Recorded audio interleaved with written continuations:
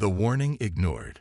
The ancient monument floated silently in the void, its obsidian surface reflecting the light of distant stars. It had been there for millennia, a solitary sentinel in the emptiness between worlds. Carved from a material unknown to modern science, the monument bore a single message translated into 12,000 languages, some of which had been extinct for eons. Danger. Do note APPORHH, the blue world. Humanity must not be disturbed. Admiral Krez of the Zakarian Empire stood before the holographic display of the monument, his 4 eyes narrowed as he studied the warning. The Zakarians had conquered half the known galaxy, their technological prowess unmatched by any civilization they had encountered. Their massive ships, powered by harvested stellar energy, could reduce planets to ash in hours. Superstitious nonsense, Krez muttered, his voice a low rumble that echoed through the command chamber of the dreadnought inevitable conquest. Some long-dead race trying to hoard resources. His second-in-command, Sub-Admiral Vexra, approached cautiously. The warning appears in languages that predate our civilization, Admiral. Even the ancients respected it. Krez's upper lip curled in disdain. The ancients were weak. That's why they're gone, and we're here. He turned to his tactical officer. What does our analysis show about this blue world? The tactical officer, a slender Zakarian with cybernetic enhancements, manipulated the console. A holographic image of Earth replaced the monument. Standard Class M planet, moderate technological development, abundant resources, particularly water and rare minerals. The dominant species appears to be carbon-based bipeds. No significant defensive capabilities detected. No evidence of faster-than-light travel or advanced weapons technology. Krez smiled, revealing rows of jagged teeth. Perfect. Set course for this Earth. We'll harvest what we need and move on. If these humans resist, they'll understand true power. Admiral, Vexra persisted, perhaps we should send probes first. The warning. The warning is irrelevant. Krez snapped. I won't have my decisions questioned because of ancient graffiti. Prepare the harvest fleet. As the command crew dispersed to execute orders, Vexra lingered, staring at the monument's image once more before it disappeared from the display. Something about the warning troubled her, not just its content, but the fact that so many advanced civilizations had contributed to it, ensuring it would be understood by any species that might encounter it. What could possibly make humans so dangerous that the entire universe agreed they should be left alone? Dr. Elena Reyes stood in the underground facility beneath the New Mexico desert, surrounded by technology that officially didn't exist. At 42, she had spent half her life working on Project Sentinel, a classified international initiative established after strange signals were detected coming from Earth's core in 2032. Final diagnostics completed, Dr. Reyes, her assistant, Dr. Weijong, announced. The network is operational, but dormant as expected. Elena nodded, examining the screens displaying a web of energy signatures spanning the globe. Thousands of nodes buried deep within the Earth's crust, connected to a central hub that extended all the way to the planet's core. For 2 decades, they had monitored this network, attempting to understand its purpose. They hadn't built it. It had always been there, as old as the planet itself. Any change in the core readings? She asked. Wei shook his head. Same as always. Dormant, but listening. That was how Elena had come to think of the network, a slumbering intelligence that somehow observed the world above. The few times they had attempted to interface directly with it had resulted in strange phenomena. Unexplained power surges, equipment failures, and once, a brief global aurora that had been attributed to solar flares. I still think we should try the quantum interface again, Wei suggested. After the modifications, an alarm blared, cutting him off. The facility's lights shifted to red. What's happening? Elena demanded, rushing to the main terminal. Multiple objects entering the solar system. The security officer reported, her voice tense. Moving at incredible speeds, They'll reach Earth orbit in less than 3 hours. Alina's heart raced. For years, the world's governments had prepared contingency plans for first contact, but the reality was still shocking. "Are they responding to transmissions?" she asked. "No response on any frequency." "Wait, we're receiving data from the Sentinel network." The screens displaying the dormant network suddenly blazed with activity. Energy readings spiked across all nodes, and the core signature intensified tenfold. "It's waking up," Alina whispered. "It knows they're coming." High Admiral Thren of the Zakarian Empire stood on the bridge of the flagship Inevitable Conquest, watching as Earth grew larger in the view screen. Behind him, 50 warships and 30 harvest vessels followed in perfect formation, a fleet that had conquered worlds far more advanced than this primitive blue planet. "Begin atmospheric entry," he commanded. "Deploy harvesters to the oceans first. We need water for processing." "High Admiral," the communications officer interrupted, "we're receiving transmissions from the planet. They appear to be attempting contact." Thren waved a dismissive hand. "Ignore them. They're irrelevant." As the first Zakarian ships breached Earth's atmosphere, the planet's primitive defensive measures activated. Fighter jets scrambled, missile systems locked on, and communication networks blazed with emergency protocols. Thren watched with mild amusement as human weapons harmlessly impacted the Zakarian shields. "Pathetic," he muttered. "Begin the harvest."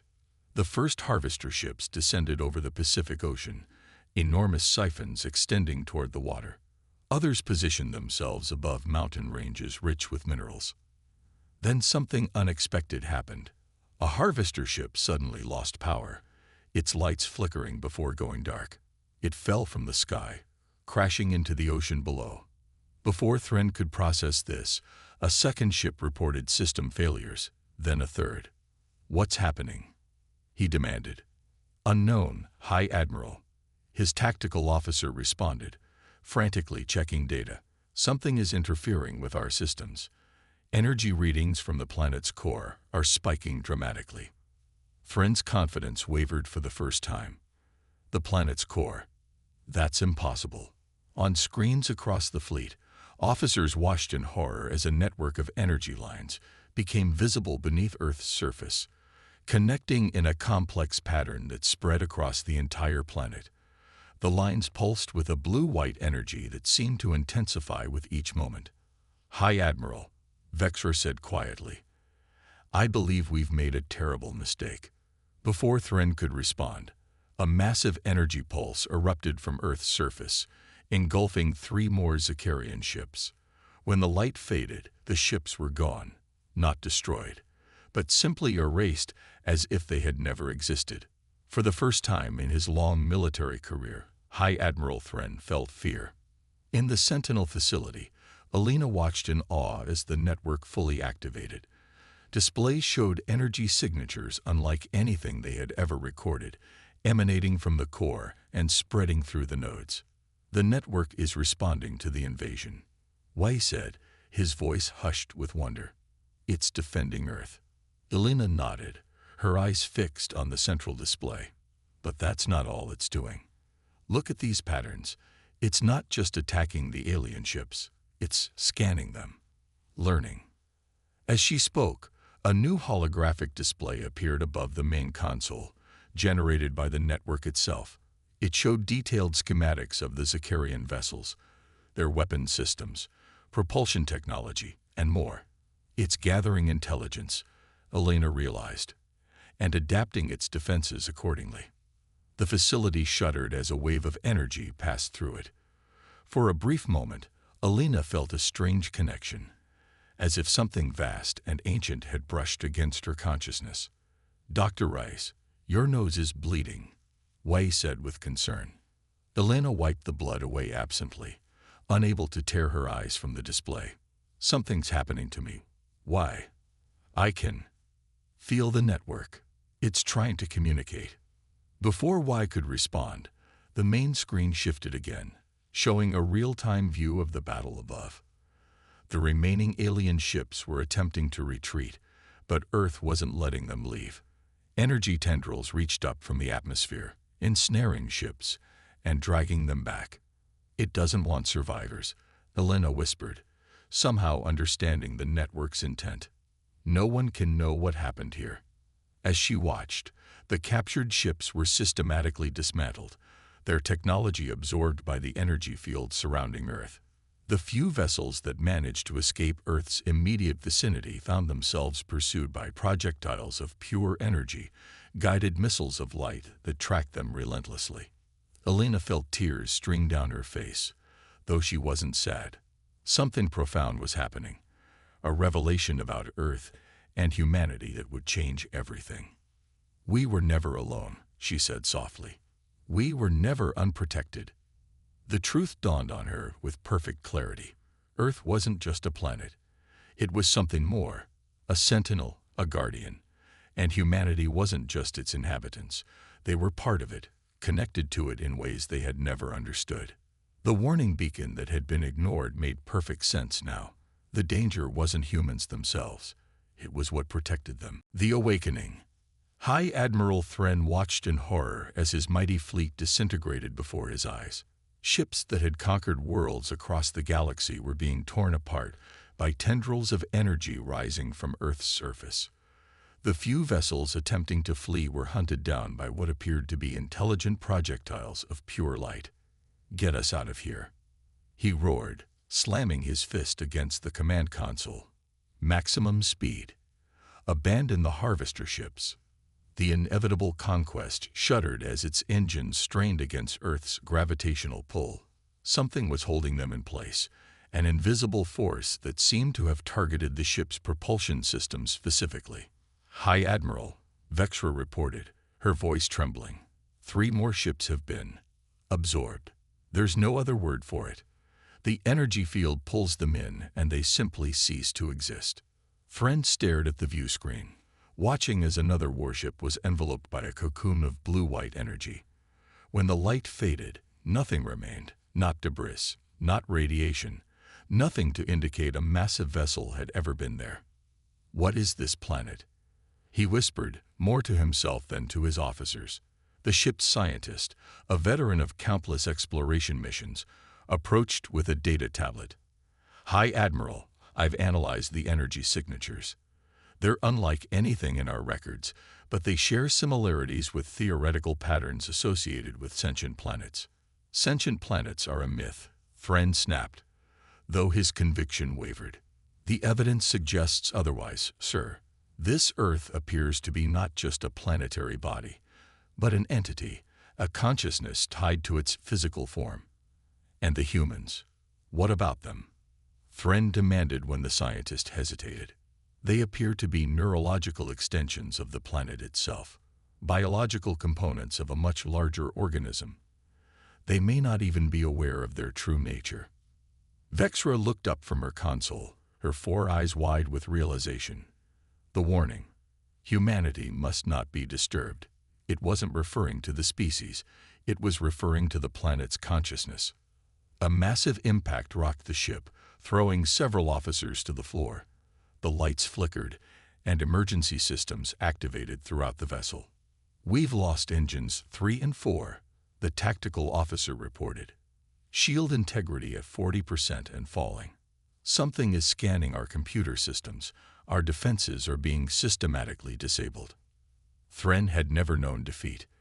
The Zakarian Empire had expanded relentlessly under his command, crushing all resistance.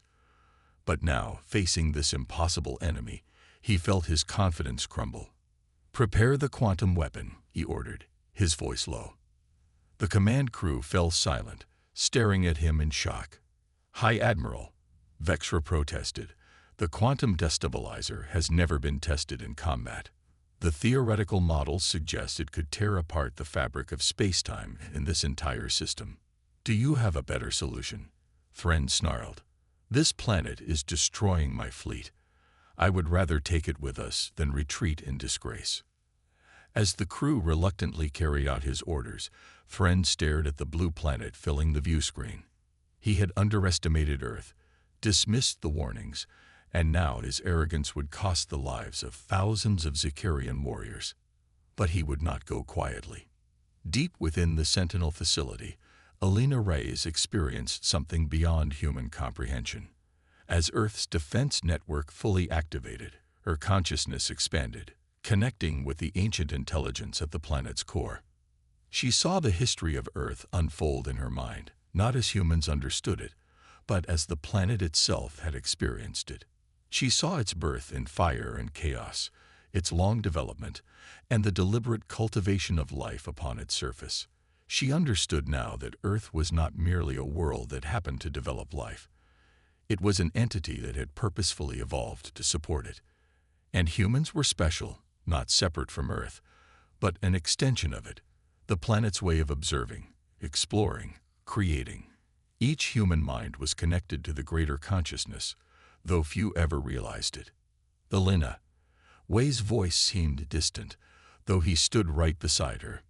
Your eyes. She knew without seeing that her eyes were glowing with the same blue-white energy that now surrounded the planet. The connection was making itself physical, using her as a focal point. They're preparing something, she said, her voice overlaid with harmonic tones that made Wei step back in alarm. A weapon that could destroy the solar system. On the screens around them, data flowed at impossible speeds. The network was analyzing the Zakarian technology, particularly the weapon they were preparing to deploy. We need to stop them, Wei said urgently. Alina smiled, a strangely serene expression given the circumstances. We already are. Through her expanded consciousness, she could feel Earth's response forming. A countermeasure specifically designed to neutralize the quantum weapon. The planet had absorbed enough information from the destroyed Zakarian ships to understand their technology, and now it was adapting that knowledge to defend itself. The planet is sentient, Wei, she explained, watching his expression shift from confusion to awe. It always has been. And we, humans, we're part of it. Not just inhabitants, but components of a greater organism. That's why the warning beacon existed. Other civilizations discovered this truth and understood the danger of disturbing Earth's development. We struggle to comprehend, but how did we never know?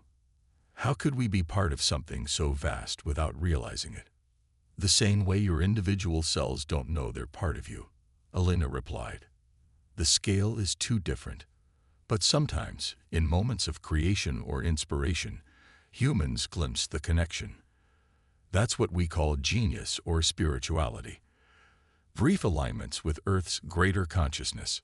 A tremor ran through the facility as energy surged through the network. Above them, the battle was reaching its climax. On the bridge of the inevitable conquest, alarms blared as the quantum destabilizer reached full power. The massive weapon, mounted on the ship's ventral section, drew energy directly from the vessel's core, leaving other systems operating on emergency power. Target locked, the weapons officer announced. Quantum destabilizer at maximum charge. Friend stood tall, his jaw set with grim determination. Fire. A beam of sickly green energy erupted from the weapon, cutting through space toward Earth's surface. For a moment, it seemed the planet was doomed. Then something impossible happened. The beam stopped midway, caught in a web of blue-white energy that had materialized to intercept it. The quantum energies struggled against each other, creating ripples in the fabric of space-time itself. Impossible, the science officer whispered. It's containing a quantum disruption field. No technology should be able to do that. Before their eyes, the intercepted beam began to fold in on itself, its destructive energy channeled and redirected. A sphere of intense light formed at the intersection point, growing brighter until it was painful to look at even through the filtered view screen. High Admiral, Vexer said quietly, I believe we should evacuate. But it was too late. The contained quantum energy suddenly reversed direction, following the beam back to its source. The inevitable conquest had just enough time to register what was happening before its own weapon's energy tore through its shields and struck the ship's core. The resulting explosion consumed the flagship instantly. The quantum reaction spread outward, catching several nearby Zakarian vessels in its destructive wave. Those that had managed to reach the edge of the solar system witnessed the destruction in horror before activating their faster-than-light drives and fleeing. Of the original invasion fleet of 80 ships, only 7 escaped. In the aftermath, Earth slowly returned to normal, or what appeared to be normal. The energy network receded back into dormancy, its task completed.